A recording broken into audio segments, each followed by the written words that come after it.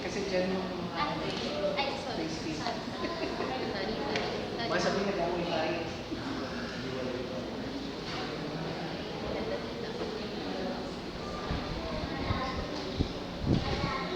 Good morning po sa lahat. Ulit? Morning? Morning. So, first off, may reminder lang po is today is Mission Sunday. So, later sa ating tithes and offerings is magkakaroon po tayo ng second offering for the missions. Good morning to everyone. The psalmist declares, "For great is the Lord and most worthy of praise. He is to be feared above all gods." Taken from Psalm 96, verse 4. Praise the Lord! We have the privilege and the freedom to come together to celebrate God's power and love. Brothers and sisters, join me in giving a joyful clap of praise for God's holy presence today.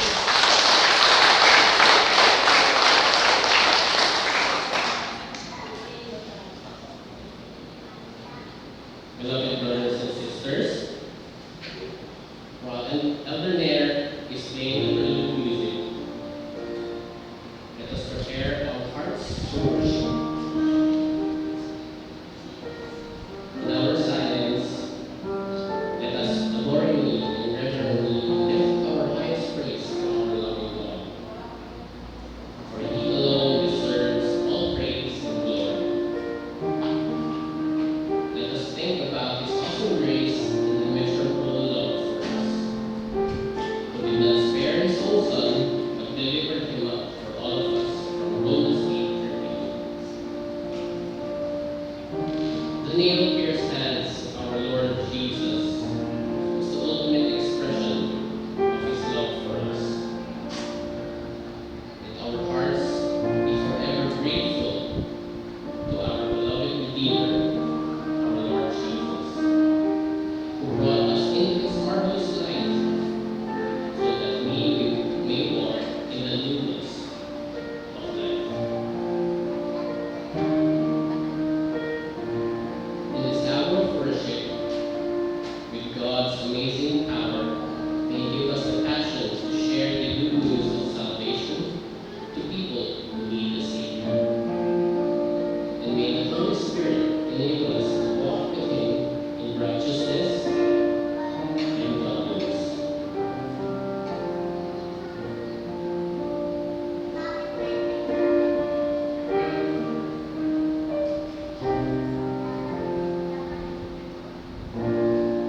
Let us all stand as we sing the opening hymn, How Great Thou Art.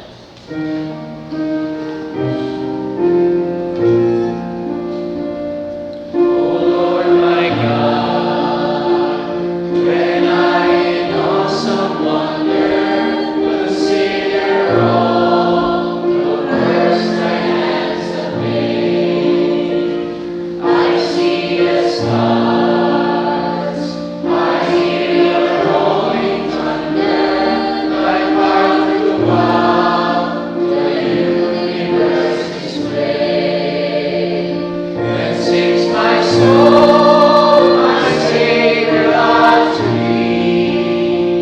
How great Thou art, how great Thou art.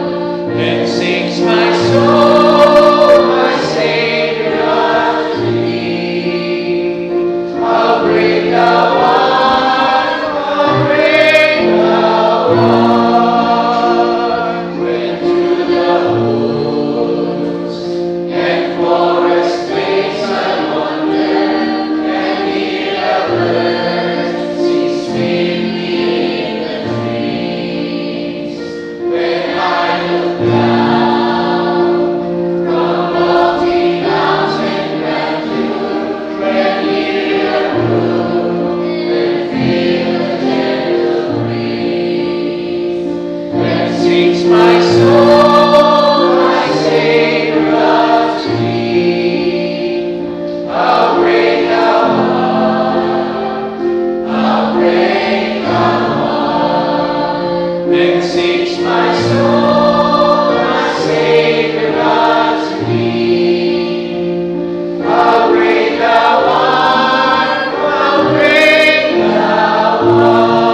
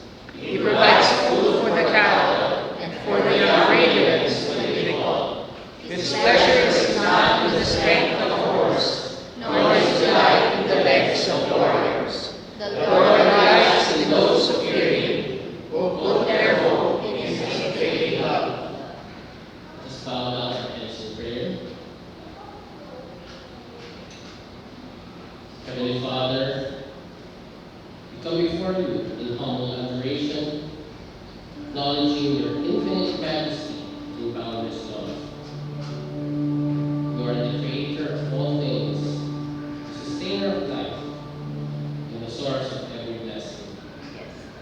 We stand in awe of your greatness and are grateful for your unending grace and mercy. You are our refuge and strength, our guiding light in times of darkness.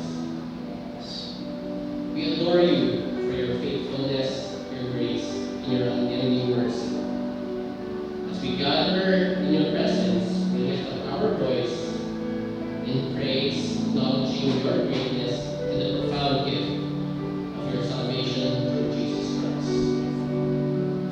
Yet, as we worship you, we also recognize our own shortcomings and failings. We confess that we have not always lived according to your will. We have fallen short in our love for others, in our commitment to your ways, and in our response to your call. Yes. Jesus. Psalmist in Psalm 69 verse 5 says, You, God, know my folly. My guilt is not hidden from you. Lord God, we ask for your forgiveness and cleansing, that we might be renewed and transformed by your Spirit. Help us to align our hearts with your will, to seek your guidance in all things, and to walk in your light. Strengthen us to live out your commands with sincerity and joy, reflecting your love to the world around us. We adore you, Lord, and we trust in your mercy. In Jesus' name we pray. Amen.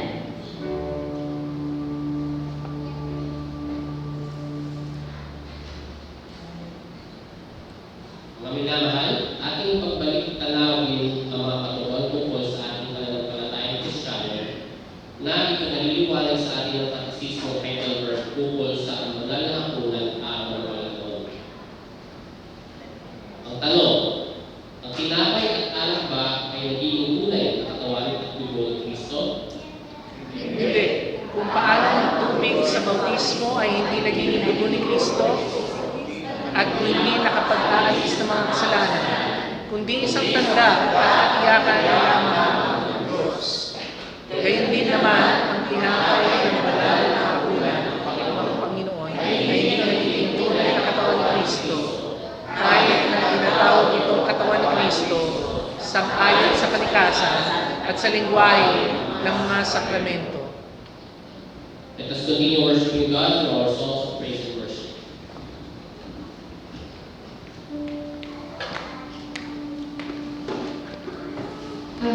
Blessed Sunday po sa ating lahat. Sabi po sa John 12 verse 26 na, Whoever serves me has followed me, and where I am, my servant will also be. By honoring all the one who serves me. For this day po, ating kantahan po ng papuri at pasasalamat ng ating Panginoon.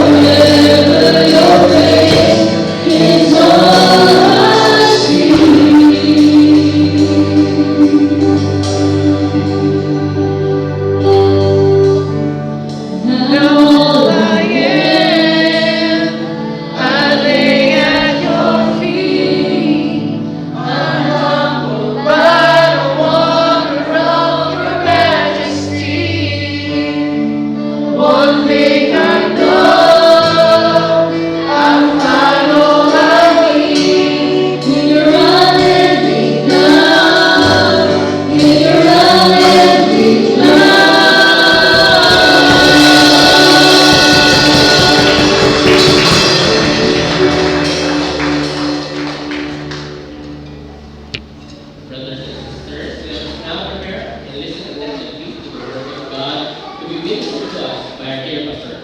Morning, Pastor.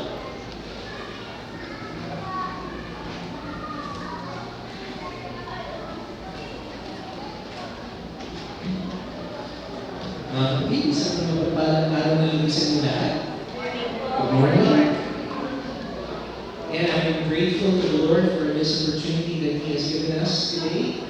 We can revisit our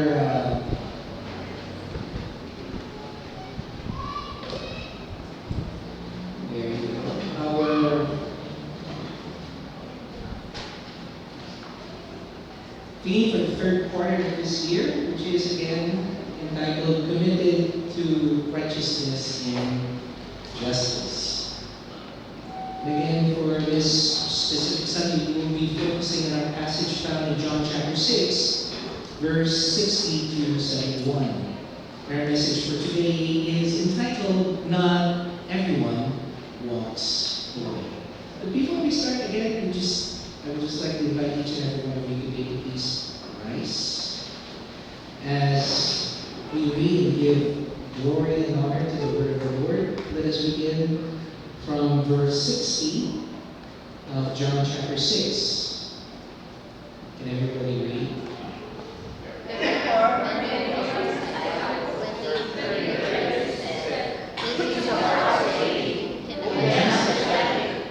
Jesus knew himself that his life was He said to them, does this offend you? What Then he should see the Son of Man ascend where he was before. It is true that he gives you flesh profits nothing. The words that I speak to you are spirit, and they are life. But there are some of you who do not believe. For Jesus knew from the beginning who they were who did not believe, and who would betray him. And he said, Therefore I have said to you that no one comes to me unless it has been granted to him by my Father. From that time, many of his disciples went back and walked with him no more. Then Jesus said to the 12, Do you also want to go away? Simon Peter answered him, Lord, to whom shall we go? You have the words of eternal life. Also, we have come to believe and know that you are the Christ, the Son of the living God. Jesus answered them, Did I not choose you, the 12, and one of you is the devil? He spoke of Judas Iscariot, the son of Simon, for it was he who would betray him, being one of the 12. May the Lord bless the reading of His word. Manatili po kayong nakatayat sa mani po kung mangyayari. Let us pray. Banal Ama, hindi po kami nagpapasalamat sa inyo ngayong bagong ito dahil na rin po sa pagkakataon na ipinagkaroon niyo po sa bawat isa sa amin ang maging po namin mga bisita ang mga pangakapagin po nilalaan sa amin mula sa inyo pong salita. Naway dalangin po nawa namin, Panginoon, na bawat isa po sa amin ay kabayan at kasiyahan ng inyong banal na Espiritu upang hindi lang po namin matatandaan, manalangin sa aming mga isipan, ang mga katotohanan ng inyong nilalaan ngayong bagong ito. Kundi Panginoon, ito'y manatili, lumutawin Panginoon sa aming mga diwa at puso. Upang sa iyo, pag-asa namin kay Kristo Jesus, ang Panginoon Ninas, masilayan Panginoon na taong hindi pa nakapagkilala sa inyo. Lahat ng ito, Diyos, ay aming pumulog sa inyo, kung may pasasalamat, may pananampalataya sa aming ngalan ni Kristo Jesus, ang lahat ng anak ng Diyos ay sa mga. Amen. Amen. Maraming na po kayo magsiyo.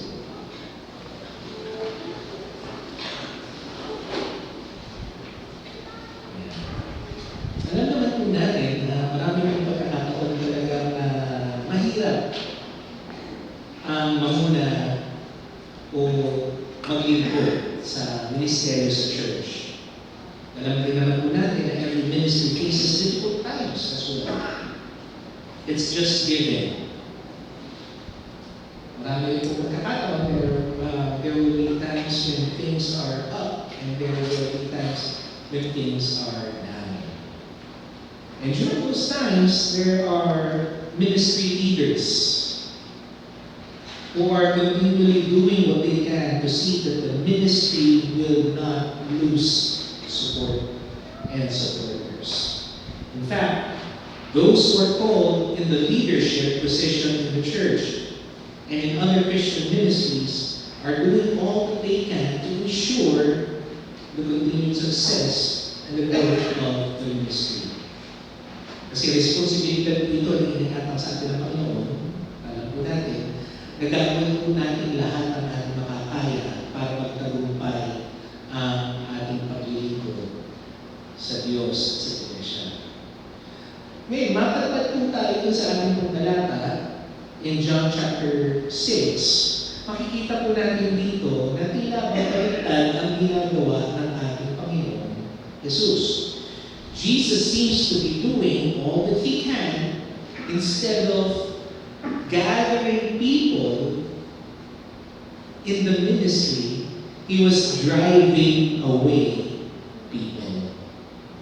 He is driving away as many people as He can out of His ministry. And evidently, He didn't read some of the books that I have read on the subject of leadership and success in ministry. Alam naman po natin, madalas, tinuturo sa mga ministry guideline books, sa mga pastoral and ministerial support textbooks na dapat wini-welcome natin ang pagbagsak ng tao. Ina-accommodate natin sila, ini-equip natin sila. Pero dito baliktad. Sa panahon natin, we are always trying to find a successful enlargement campaign. Pero sa campaign ni Jesus dito, in His ministry, hindi enlargement ang ginagawa niya. Ensmallment. When John chapter 6 opens, we can see that Jesus started here by feeding 5,000 people who followed Him when He was speaking. However, when this chapter closes, only 12 men ang natira. At ang masaklap, ang isa pa sa kanila hindi ligtas. If Jesus is doing anything in this verse, He is actually ensuing call to commitment. Kasi alam po niya na lahat po naman ng mga sumusunod sa kanilang panahon na yun, sumusunod lang sa kanilang mga pansariling kadahilanan. Kaya nga po dito, nilatag na ni Jesus ang lahat ng barahan niya. At tinawag niya lahat kung sino nga ba talaga yung tunay na gustong sumunod sa kanya na mag-commit sa kanya at sa kanya lamang. Kung makikita po natin, susumahin natin yung call for commitment to Him, mahahati po ito sa dalawa na outcome. Yung una, clarify niya yung tawag. He clarifies the call. He clarifies the mission. He clarifies His ministry for those who wanted to follow Him. Pangalawa, doon na po niya nilinis lahat ng mga tao na gustong sumunod sa Kanya. He purified the ranks of His disciples, effectively weeding out most of those who are not genuine in their faith or in their commitment. Now, in our text for this morning, it reveals to us that Jesus was clearly stating the truth about Himself and about His ministry. And here we are allowed to see thousands of people turning their backs on Him and walking away from Him.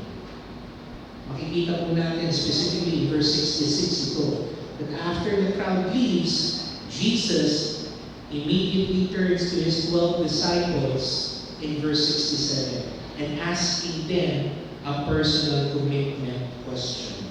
Ano yung tinanong niya yung sa kanyang mga disciples? Gusto nyo rin ba umalis kagaya ng 5,000 kaanong? Will you also go away? When brothers and sisters, my friends, we are living in an hour when many of so-called Christians are walking away from the Lord. Dapat po, hindi na rin po kayo mabigla po dito. This is not the thing that we should be surprised of, because exactly it was already written and foretold in the Bible as the signs of the last days. Sabi nga po ni Paul in 2 Thessalonians chapter 2 verse 3, for that day will not come unless the falling away comes first. Marami po ang malalaglag sa pananampalataya bago po dumating ang panahon ng Panginoon.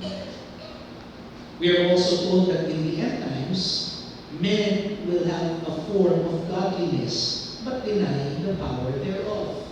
Maraming mga tao nagsasabi na sila ay mananampalataya, sila yung mga Christian, pero taliwas ang buhay nila sa pagpapakita ng pagbabagong makapangyarihan, pagbabago ng mabuting balita sa mga buhay. And yet, when we see it happening all around us, para bang tayo po ay nabibigla. Tayo ay nasusurpresa. Tayo ay nasasya. That is why I think the verses that we have read this morning shed some light on this type of problem. And some insights in this text as we believers as to why people make the decision they do concerning their walk with the Lord. That's why if God, with His grace and mercy, allows me to share to you today, I hope and pray that we consider the thought that not everyone walks away from the Lord. First, let us focus on what is said in John chapter 6, verse 60 to 66. Here we can see that some cannot handle the truth that comes from the Lord. Bakit kaya?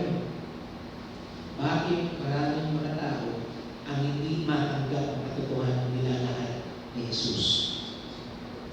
Well, the fact of the matter is that while not everyone walks away from the Lord, some does, or some do.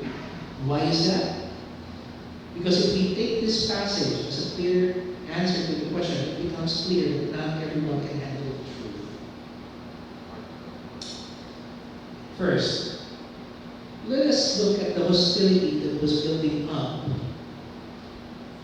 against the Lord as seen in John chapter 6, verse 15, and also in verses 65 to 66. Now, as this chapter unfolds, it becomes increasingly clear that doubt, suspicion, and hostility are mounting against the Lord Jesus. Can you imagine, in verse 15, sinasabi mo ng mga tao na gusto siyang gawin, hari. Gusto na nga nilang i-overthrow yung current government ngayon na namumuno sa kanila, even the Roman Empire, so that Jesus could replace them. And then, nung nilahan ni Jesus, lahat ng kanyang naisip na kanilang gawin para maging disipulo nila at disipulo sila ng ating Panginoon, biglang nagbago ang kanilang pananaw. To the point na ayaw na nilang marinig ang mensahe ni Jesus, as seen in verse 65 of John chapter 6 verse 6. Ang tanong ngayon, ano ba kasi ang nangyari? Ano ang naging dahilan kung bakit nagkaroon ng pagbabago sa kanilang pananaw patungkol kay Jesus? Why the sudden change? Tingnan po natin kung ano yung mga bagay kasi na kanyang nabanggit sa kanila. Kaya sinabi lang naman ng Panginoon sa kanila ang katotohanan, pero hindi nila talaga kayang matanggap. Una, pansinin po ninyo, binanggit lang naman ng ating Panginoon sa Kristo ang tanging daan katungong kaligtasan. As seen in verse 29. Binanggit rin niya ang kanyang sarili bilang anak ng Diyos. As seen in verse 32. nung ipinagkukumpara si Jesus kay Moses, at nung pinakain niya yung mga tao ng tinapay, isda, pinagkukumpara na siya maging doon sa mana from heaven. Kaya nga sinabi niya sa sarili niya, pinangalan niya na siya po ay mas superior kay Moses at sa mana. As seen in verses 35, 49 up to 58. Ngayon ay makikita rin po natin na pinangalan din niya na ang aming daan para sa kaligtasan ng tao was a matter of faith, and faith alone. As seen in verse 35 to 40, and also in verse 63. And also, in verses 45 and 44 and 65, makikita rin po natin na kanyang tinuran sa mga tao na walang sino man ang pwedeng manampalataya apart of God's intervention. So para po sa kanila, itong mga rason ito, talagang hindi katanggap-tanggap. Ika na, parang naging controversial pa nga sa kanila kasi it goes against what they believed in during those times. Pero aside from that, marami pong dahilan ang pwede po natin makita na pwede rin pong sumalamin sa atin sa panahon natin ngayon kung bakit nila pinagtiran ang alok ng Panginoon sa kanila. When the truth is revealed to us, there can only be two possible reactions to it. Diba? First is that we receive the truth. And second is that you can reject it. Kung po sa mga taong tumanggap ng katotohanan, tinanggap nila ito kasi alam nila it is plain and simple that it is the truth. Napaniwala po sila na ito po ang katotohanan. But those who reject the truth has many reasons, and these are just a few. First reason is that some people misunderstood the truth. Pansinin nyo na lamang po yung story na kung saan nakipag-usap si Nicodemus kay Jesus patungkol sa pagiging born again. Akala niya, ang pinag-uusapan nila ay patungkol sa theology. Paano nga naman ibabalik ang isang tao sa sinapupunan ng kanyang ina? Pero ang sinasabi ng Panginoon dito ay muling pagkapanganak sa Espiritu. Gayun din, kung maaalala po ninyo, yung babae sa balon na nakipag-usap kay Jesus, nagsabi sa kanya na nag-aalok sa kanya ng tubig na kapag ininom ay wala na po makakapatid ng buhaw, ay hindi na po magbibigay ng buhaw, iniisip niya siguro, ano ba ito siguro? Tubero ba ito? May source? Ang alam ng source ng tubig na pwede na magamit na hindi kailanman mawawala ang tubig.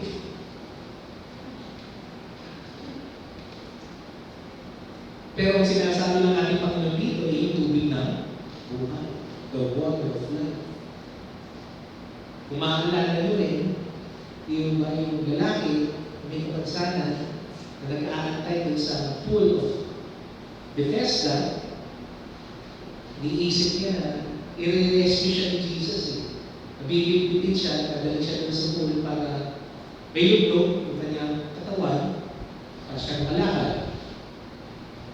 Pero hindi niya alam, sinasabi ng Panginoon sa kanya, that you need to place your faith in me, not your weight. Maraming pagkakataon na misunderstood si Jesus in the Gospels. That's why a lot of people were not able to accept His truth. Ganun rin dito sa pagkakataon na ito, mga kapatid, nakakalungkot na minsan nababautismuhan pa nga po natin. Na hindi po natin nalalaman kung talaga nga ba silang kaligtas ng Panginoon. That is why the Word of God is so offensive to many people. They misunderstand the truth, and as a result, they reject it. Second reason behind people rejecting the truth that Christ offered is that people are automatically opposed to His truth. Kung makikita po ninyo, nung i-reveal ni Jesus yung kanyang sarili at yung kanyang demands dito sa passage nito, mas lalo pong dumami yung opposition laban sa kanya. Kasi clear na yung tinuturo dito ni Jesus ay taliwa sa kanila traditional na interpretation ng Scripture. Kung makikita niyo nga po dito, pinangalan naman ni Jesus yung kanyang pagka-Diyos. Gayon din, yung kanyang pagka-Panginoon. Maging ang kanyang nalalamig na kamatayan. That is why they continue to oppose Him in every turn. Hanggang sa ngayon, mga kapatid, ganoon pa rin, minsan. May mga tao pa rin na apprehensive sa kung ano nga ba talaga ang tinuturo ng salita ng Diyos, kung ano nga ba ang tinuturo ng Ebanghelyo.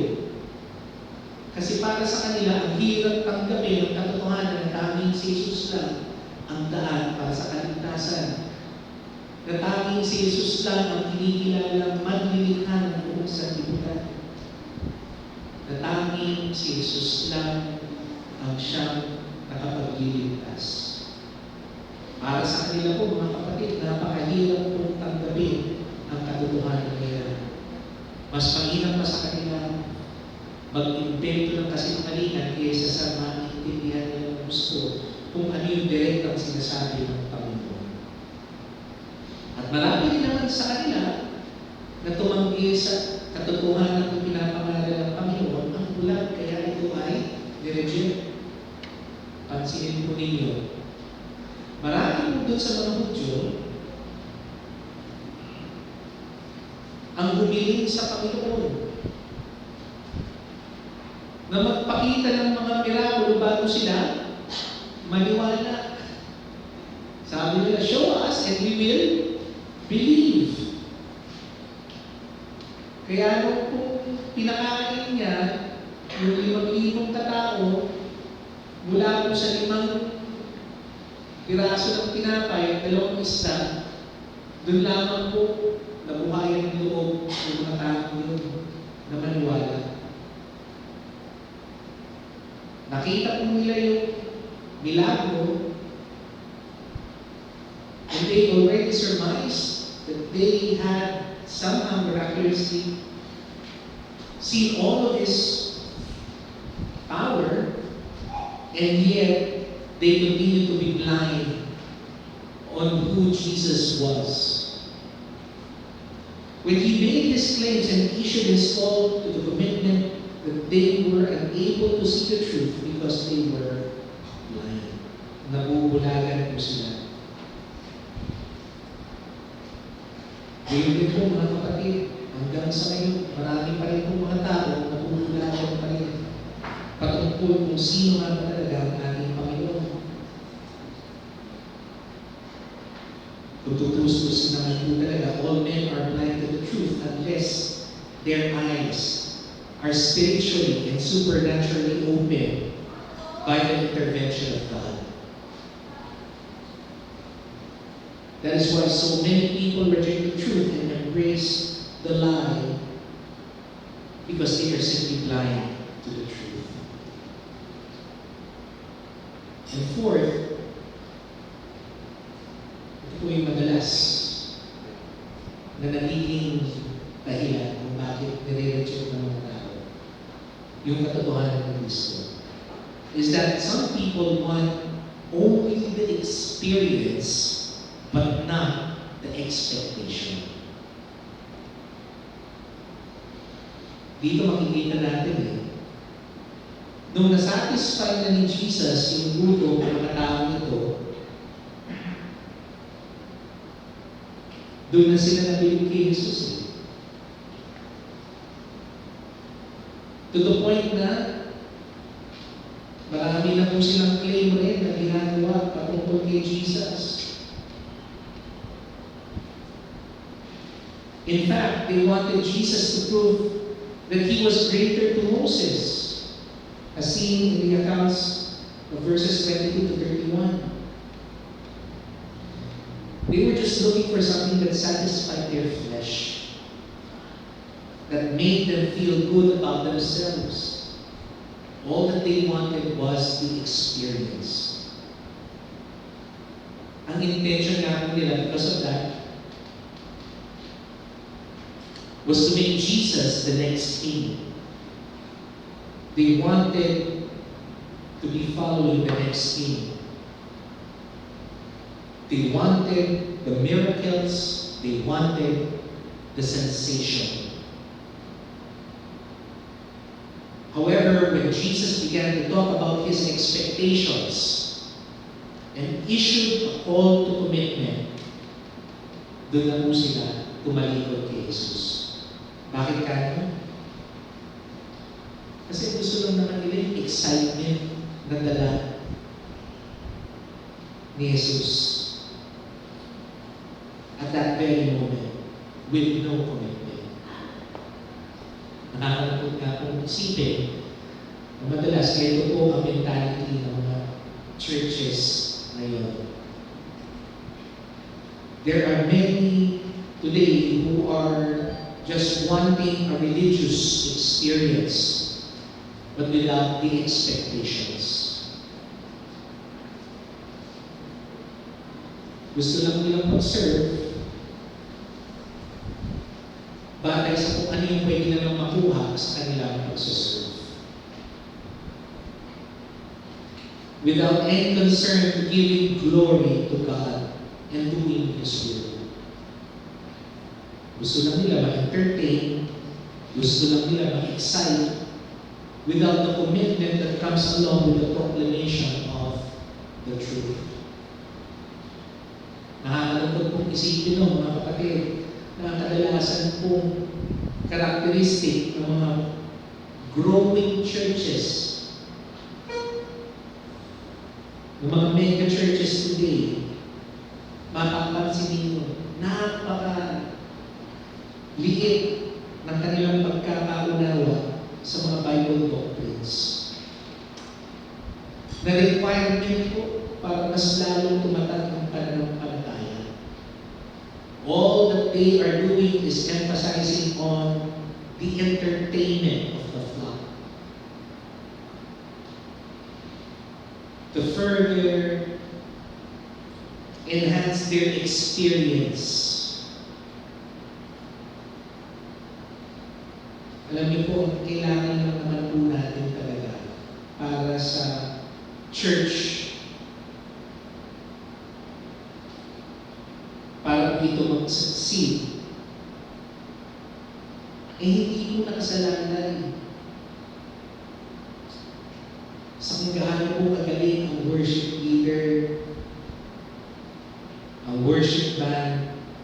Hindi rin po ito nakasalalay sa kung gaano po kagaling yung mga programa natin sa loob ng church. Hindi rin po ito nakasalalay sa kung gaano po kagaling yung mga programa po natin pagdating sa youth, sa young adult, maging sa mga children.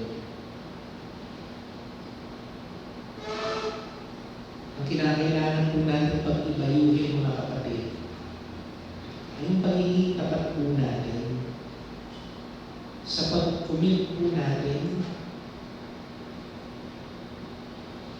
sa pag-share ng katotohanan na nagmumula sa Ebanghelyo ni Kristo.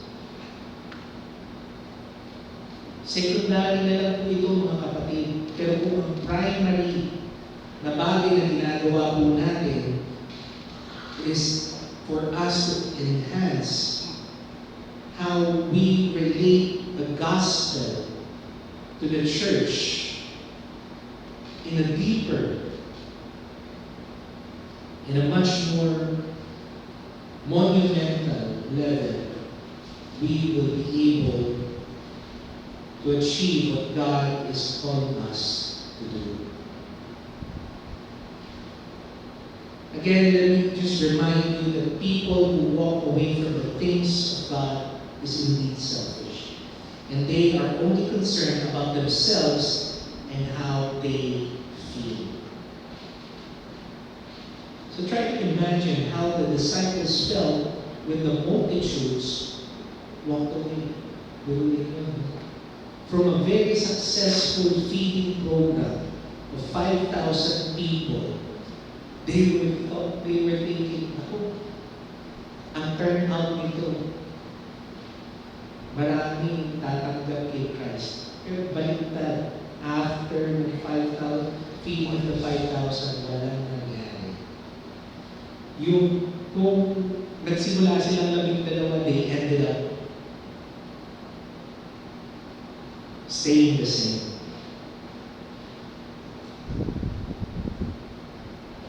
So can you imagine that?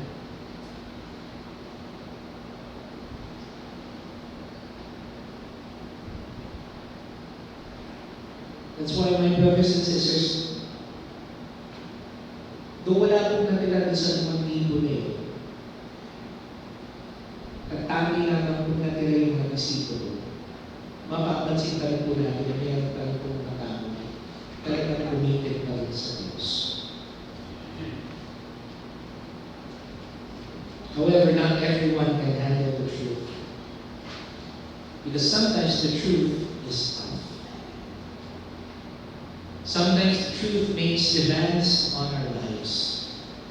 Sometimes the truth is brutal and sometimes it seems unfreeing. But, just like what the word is saying, the truth is always true. It is always right, and it is always perfect. Not everyone can handle it. But I hope and pray that each and every one of you in this church today can handle it.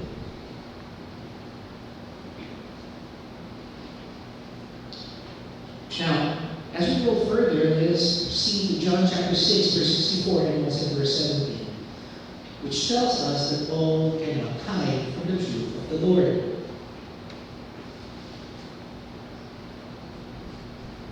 Batay po dito sa passage nito, makikita po natin, dahil po alam lahat ng Panginoon ang mga bagay-bagay na nangyayari sa ating buhay, lahat ng ating tinatatago-tago, mapapansin niyo na lahat sa atin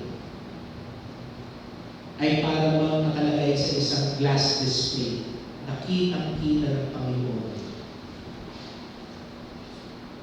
Simply stated, regardless of what we may think, we can hide nothing from the gaze of our Lord Jesus. In Hebrews chapter 4, verse 13, it reads that there is no creature hidden from His sight, but all things are naked and open to the eyes of Him to whom we must give account.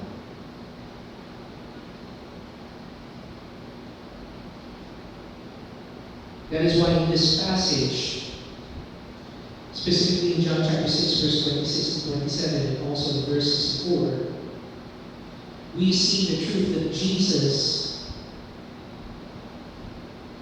wanted to be followed by the multitudes. Kaya nga po na nabanggit ko mga kanina, ito pong mga tao ito, tanging dahilan na naman nila, bakit sila sumunod kay Jesus, dahil na pagbigyan ng kanilang gutom. Napawi ang kanilang gutom. Gayunman, alam rin ng Panginoon kung ano rin yung kinatatago-tago ng kanilang mga puso. He also knew the deepest secrets of the hearts of those who appear to be the most committed to Him. As seen in verse 70 to 71. Maging dito na-reveal na rin yung napipintong pagtataksil ng isa sa kanyang magiging isa sa kanyang mga lingkod, isa sa kanyang alagad.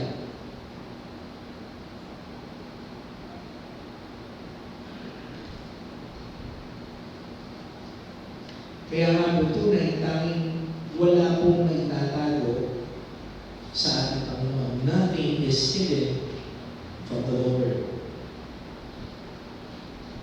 Kaya nga po, mga kapatid, as we reflect on this matter, try to remember that the Lord looks deeply in our lives. Ang tanong, mga kapatid, ay kung ano kaya makikita niya sa atin. Makikita ba niya ang bawat isa sa atin na committed pa rin sa tawag niya? Patuloy pa rin ba tayong lumalakad sa pananampalataya? O nakikita ba niya ang ating mga buhay na gusto lamang maranasan ng mga bagay na magaganda, nakalakip ng pagiging Kristo niya sa ating buhay, pero wala naman tayong commitment sa Kanya. You know, my brothers and sisters, the harsh truth is that He sees you and me just like we are. He sees us in ways that we cannot even see ourselves. May mga pagkakataon, mga kapatid, na mas kilala pa tayo ng Panginoon kaysa sa ating mga sarili. Minsan nadadaya pa nga natin yung sarili natin. Pero ang Diyos, minsan, hindi tayo makakapagdaya sa Kanya. Nothing and no one is hidden from His all-seeing gaze. Even today. Not Zacchaeus na nagtago pa sa taas ng puno. Kilalang kilala siya. Maging si Peter, napilit pang nagtago. Kasama ng mga tao at dininay na siya ay kanyang disipulo. Maging yung mga hipokritong Pariseo, hindi nakapagtago sa tunay nilang puso mula sa Panginoon. Gayun din si Judas, hindi nakapagtago ng kanyang tunay na layunin. Napagtaksilan siya.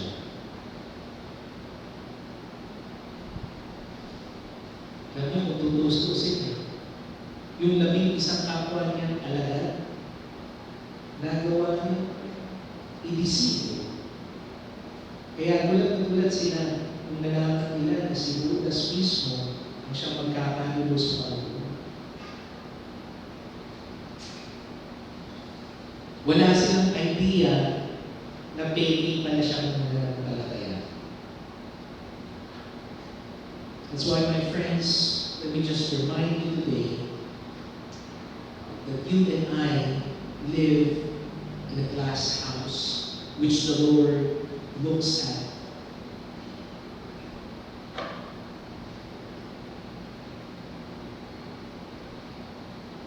Kung ako po ang tatanungin ninyo bilang inyong pastor, kilala ko po kayo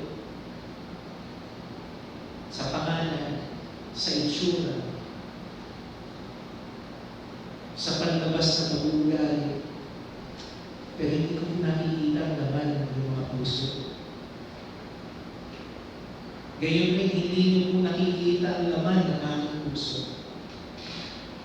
Pero alam niyo mga kapatid, God sees us just as who we really are. Tatanong mga kapatid, ano kaya ang nakikita ng Diyos kapag tinitignan na tayo? Alam niyo mga kapatid, ang spiritual na katayuan ng bawat isa sa inyo ng umaga na ito. That is why there has never been a better incentive for us to look carefully in our lives and in our hearts. When we have that knowledge that God sees us and knows us for who we truly are.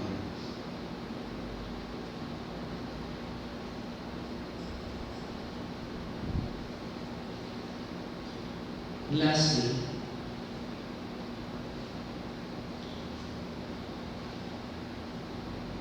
though many cannot handle the truth, and that all are not hidden from the truth of the Lord,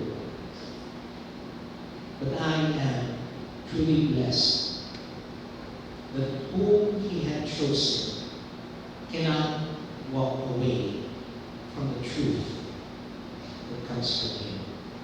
As seen in John chapter 6, verse 67, up to verse 69. Here we can see that when the disciples are asked by Jesus if they do believe, ano sabi ni Peter sa kanya? Peter expressed his total commitment and state the facts that they know who Jesus is. Ano yung sinabi niya? Na si Jesus, ang Kristo, ang anak ng Diyos. Ang tanging nakakaalam ng daan patungo sa buhay na walang hanggan.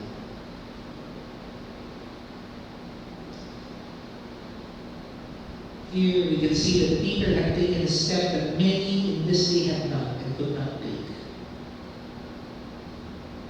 Peter had made the necessary connection between the words of Jesus and Jesus Himself.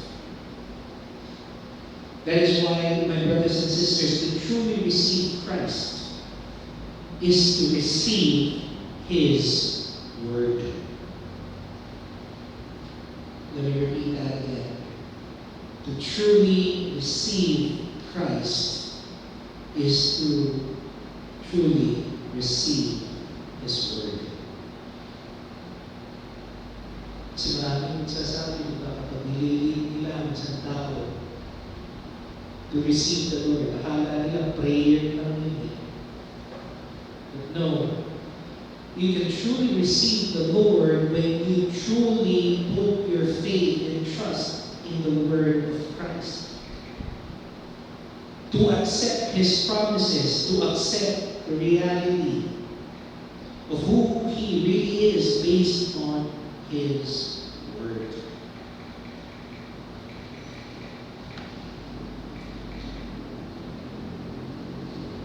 Only and only if we receive His Word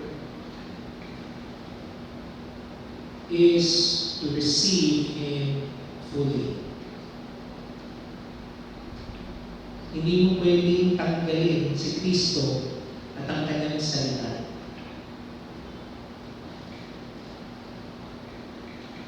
Hindi mo pwedeng inimpik lang. Hindi mo pwedeng kunin kung ano yung favorite na quote mo kay Jesus. At yun ang gawin mong life verse. Tapos yung ibang sinabi ni Jesus. Isasantabi mo lang kasi hindi raw applicable sa iyo. Hindi mo talaga tinanggap si Kristo bilang Panginoon mo tagapagligtas. Kung namimili ka ng verse sa mga sinabi niya. They are always taken together. Because Peter had placed his faith in Jesus and in His Word, Peter was able to be a partaker of two great possessions. Ano yung natanggap niyang possession sa ating Panginoon? Because of what He had done when He received the Lord. First, to receive faith. Klarong-klaro naman yun na sinabi niya in verse 69. He said that we believe. At hindi lang po basta-basta paniniwala lang po yun. It is an inward conviction. Talagang there is no denying in your heart that what Jesus claimed are true. That is the concept of belief. That is the concept of faith. And second, he was able to experience. When he said, and know that you are the Christ. Hindi lang siya convinced. He knows already because of his changed life. Nagbagong buhay niya, nakilala niya ang Panginoon. Nagbago ang puso niya, nagbago yung mga hangalan at pagdadasal niya, maging ang direksyon na gusto niya tahakin sa kanyang buhay. Nabago ang lahat dahil na-experience niya. That is what it was meant when he said that you know that he is Christ.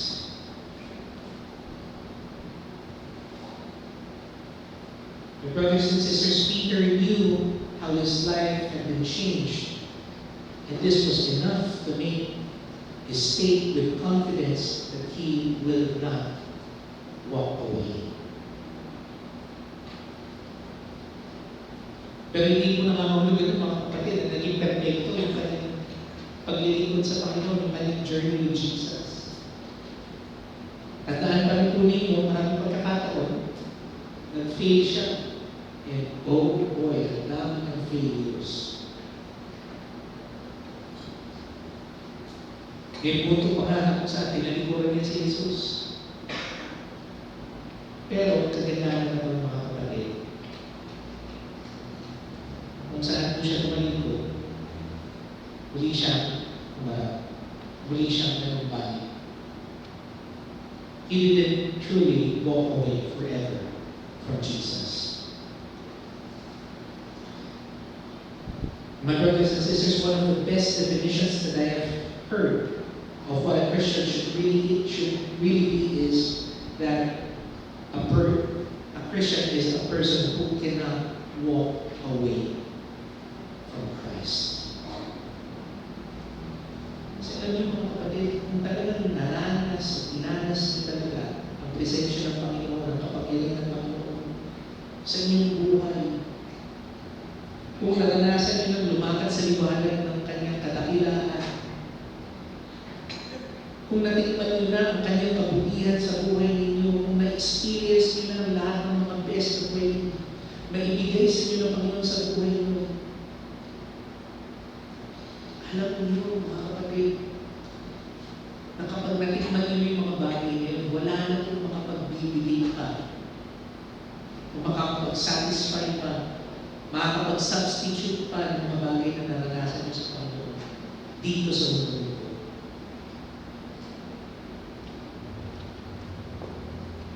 Pwede kayong maligaw, pwede kayong magkamali, pwede pa rin tayong mahulog, pero dahil naranasan natin ang kabutihan, ang biyaya ng Panginoon, lagi pa rin at lagi tayong babalik. Gaya nga po ng ginawa ng prodigal son. Babalik at babalik pa rin tayo sa bahay ng Ama. Kasi alam natin na wala nang makapagbibigay pa sa atin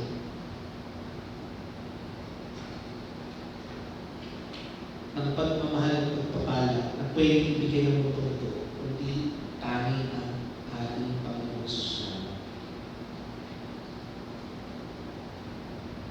However, ano naman po? Yung mga taong nag-reject, what are we to think of those who do walk away from the truth? Those who choose the way of the flesh rather than the way of faith. One of those who are willing to reject the truth in favor of a lie. I think the Bible has the answer. Sabi po sa 1 John chapter 2, verse 19,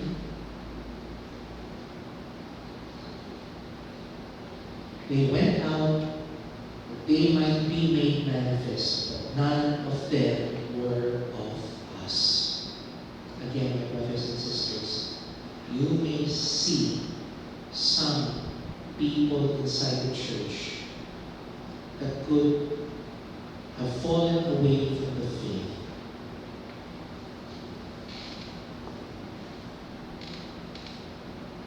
This was made obvious by God in their lives so that we can also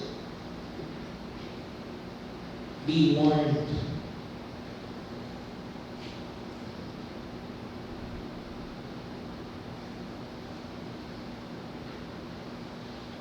Of the importance of being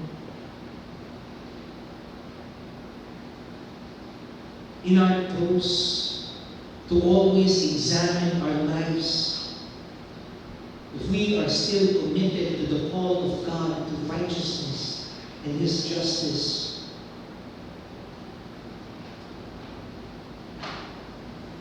However, my brothers and sisters, aside of them being a warning for us,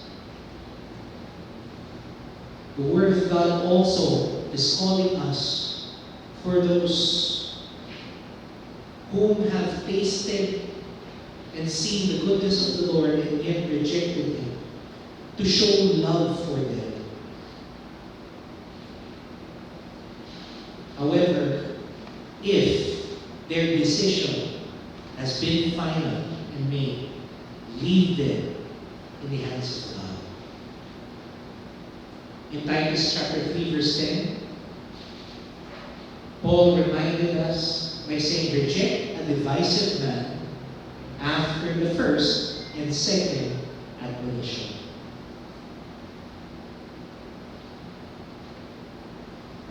Dapat pa rin po may desire pa rin tayo to correct them and to bring them up and to restore them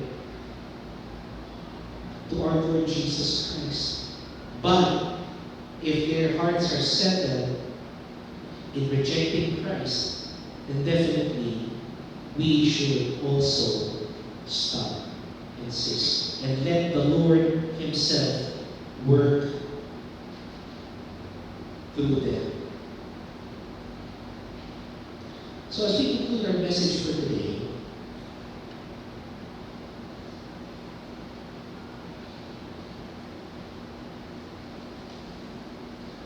I want to go back to the question that the Lord posed to His disciples in John chapter 6, verse 67. And that question was, do you also want to go away?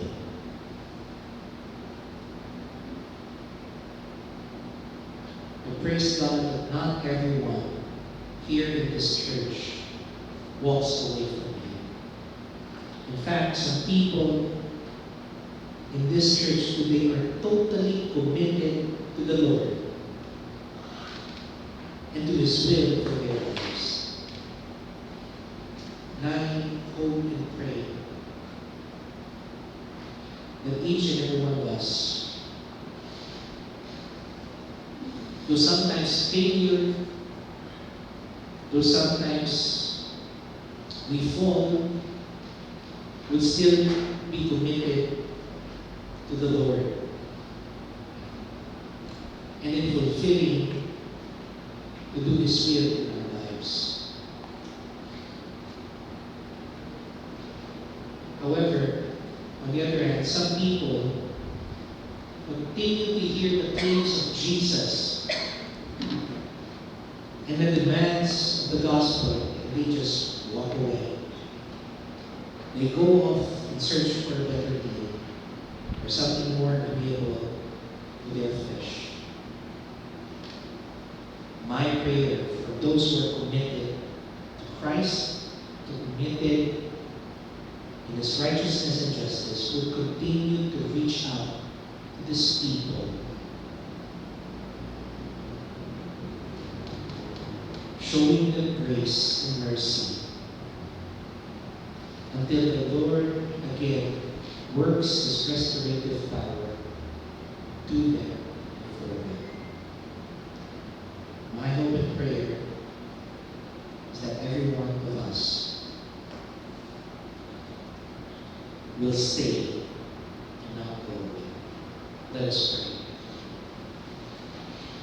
Heavenly Father, again we thank you for the truth that you have shared with us. That as your chosen people, you have given us your Spirit to open our hearts, to open our eyes to the truth that we are indeed in need of a Savior.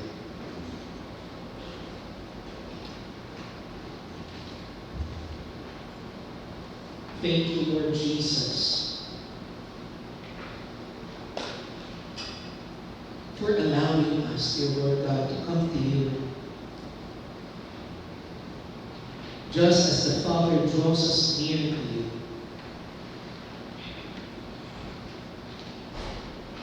to bear the cross, to commit our lives in serving you, in laying down your righteousness and justice in this world. I hope and pray, dear Lord, that each and every one of us would also, in our heart of hearts, would also have that burden that those who are in our church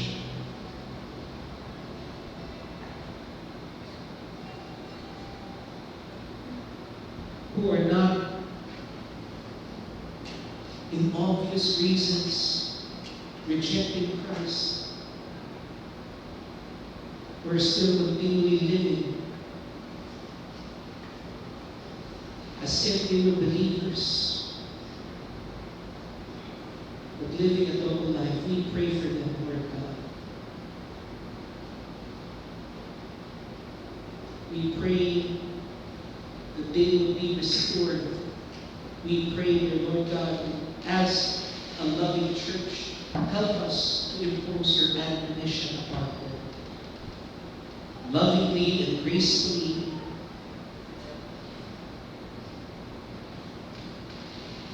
so that they will truly act in faith and have the knowledge of Christ in their lives.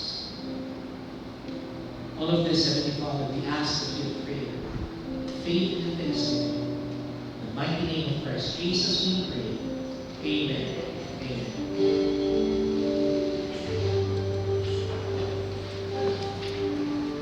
So let us sing our song response.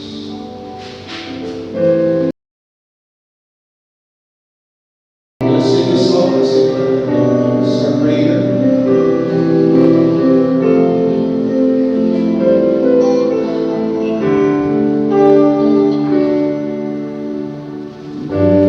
On the journey of the narrow road, and those who've gone before us light the way, cheering on the faithful, encouraging the weary, their lives ring in testimony to God's sustaining grace.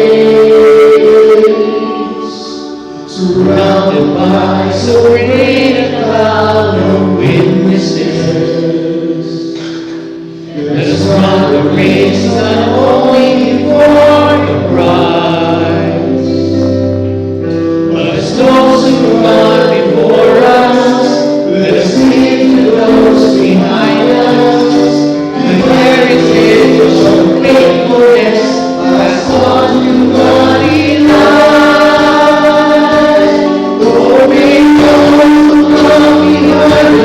Find us faithful in the fire of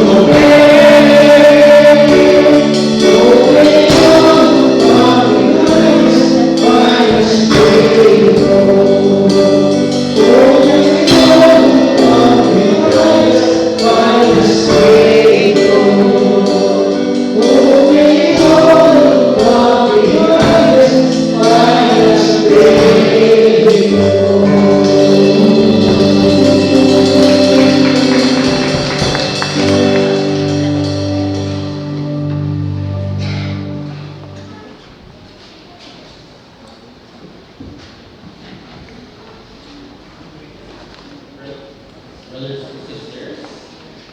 A grateful response to the goodness of God to us is now bring our tithes and offering as our sacrificial act of worship. May I read to you an exhortation from Deuteronomy chapter 8, verse 15. Remember the Lord your God, for it is He who gives you the ability to produce wealth. So, remind ko lang po ulit, magkakaroon po tayo second offering for our Christians offering. And now po, ang details.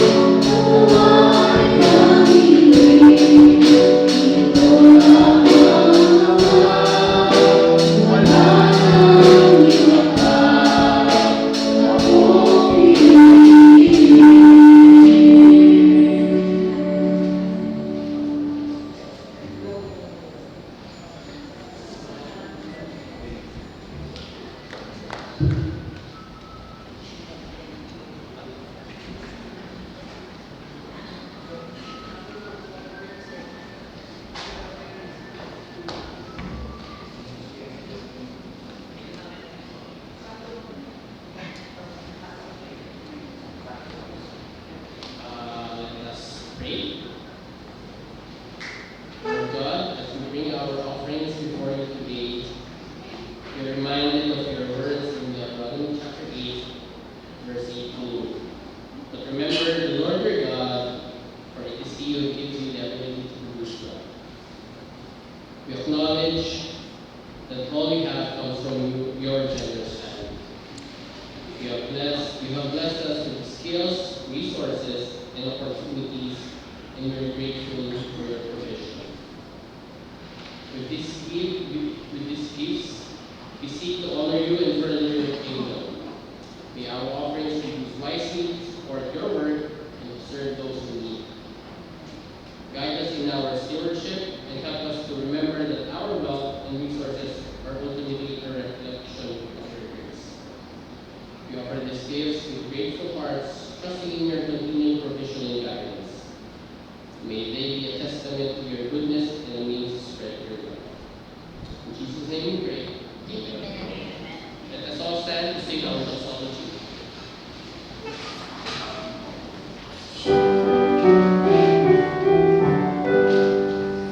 Praise God from whom all blessings flow. Praise Him, all creatures here below. Praise Him above the heavenly hosts. Praise Father, Son, and Holy Ghost.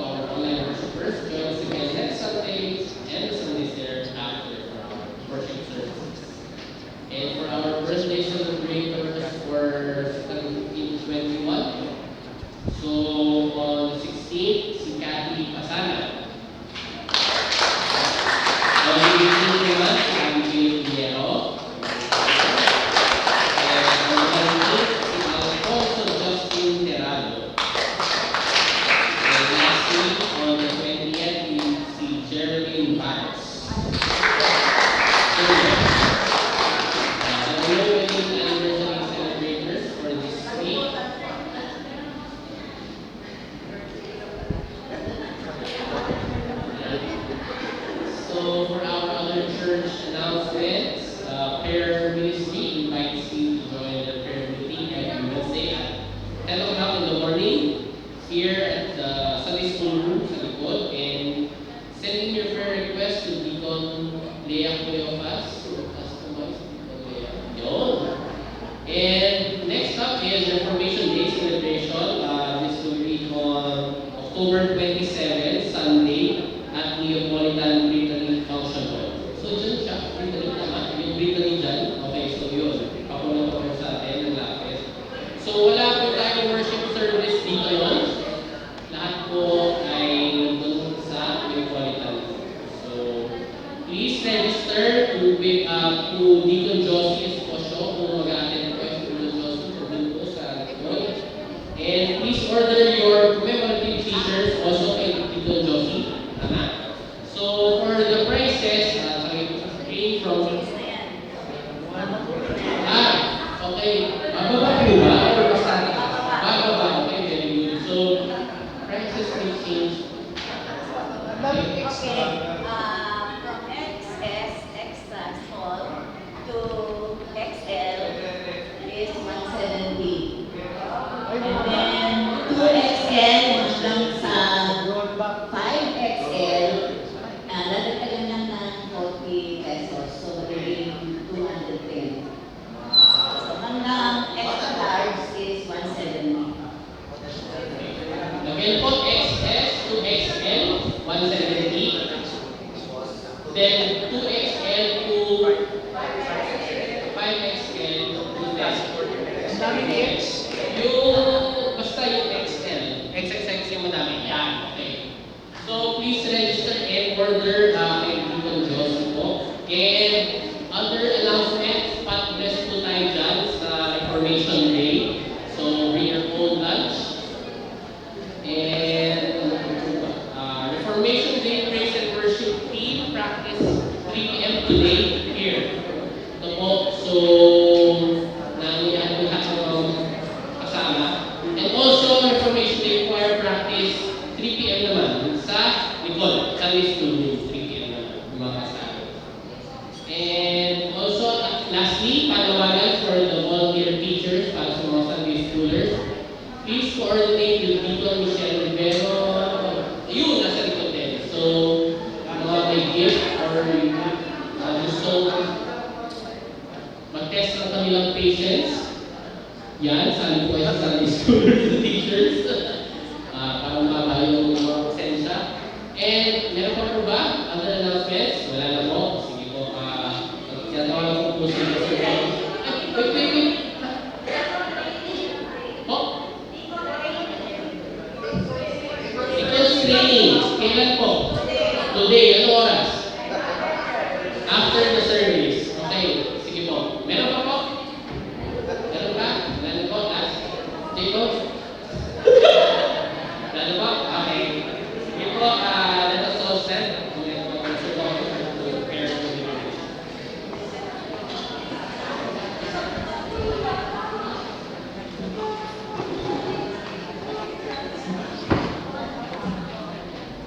Tayo may manalangin. Manalangin, hindi po kami nagpapasalamat sa inyo sa pagpapaalala niyo muli sa amin na bilang tugon, Panginoon, sa katotohanan ng inilahan ni Kristo sa amin at sa pagtanggap namin, hindi dahil, Panginoon, mayroon pong nagtutulak sa amin na pabutihan sa aming mga puso na tumanggap sa katotohanan nito. Bagkus, Panginoon, hinirang niyo po kami pinili dahil na rin po sa tugon ng Banal na Espiritu na nagpamulat sa aming mga bulag na mga mata para sa katotohanan nito na matanggap. Dalangin namin, Panginoon, na makita po ito sa aming paglilingkod. Makita ito, Panginoon, sa aming pong pag-commit sa inyo. Sa patuloy namin pong pagiging tapat, Panginoon, sa inyong layunin, sa mga bagay, Panginoon, na nais niyo ipagawa sa amin, sa inyong ministeryo na inilatag niyo po sa aming buhay, Panginoon. Dalangin rin po namin, O Diyos, na maging katugunan rin po namin at kapag may mga kapatiran rin po kami nakikitaan, Panginoon, ng buhay na hindi sumasang-ayon sa katawagan nila nila kay Kristo. We pray, dear Lord God, that as you have shown us grace, and as you have cared for us, help us care for them and restoring them back to your glory. We also lift up to you, Heavenly Father, our brothers and sisters who are celebrating their birthdays today, this week. We pray for Sister Kathy Pasana. We pray for Sister Abigail Pinero. We pray for Brother Alfonso Justin Periado and also for Sister Jerlyn Barrios. We pray that each and every one of them who are celebrating their birthdays this week, they will be able to experience you at a much more deeper level. That you will show them your grace and your mercy all the days of their lives. That you would expand their lives with years committed in serving you in spirit and in truth. We also lift up you, Heavenly Father, our programs, dear Lord God, our deacon training, our deacons training for this day, Panginoon. Dalangin ko po, Panginoon, na patuloy niyo pong pagpalain, ang hangarin ng iglesia ito na patatakin, i-equip, Panginoon, ng mga future leaders, Panginoon, mga future deacons, na magiging kasama ng Panginoon para lumago ang iglesia ito. Ngayon, O Diyos, tinataas rin namin ang aming natibig mong Reformation Sunday na gagawin po, Panginoon, on October 27, and pray for the success of this event. Success, it means that each and every one of us will be able to enrich through the undying love and mercy of the traditions, dear Lord God, of the Reformed faith. In our church, in our denomination. All of this, Heavenly Father, we ask of you in Christ's name we pray. Amen. Amen. Brothers and sisters in Christ, the Lord bless you and keep you. The Lord make his face shine upon you and be gracious unto you. The Lord lift up his countenance upon you and give you his everlasting peace.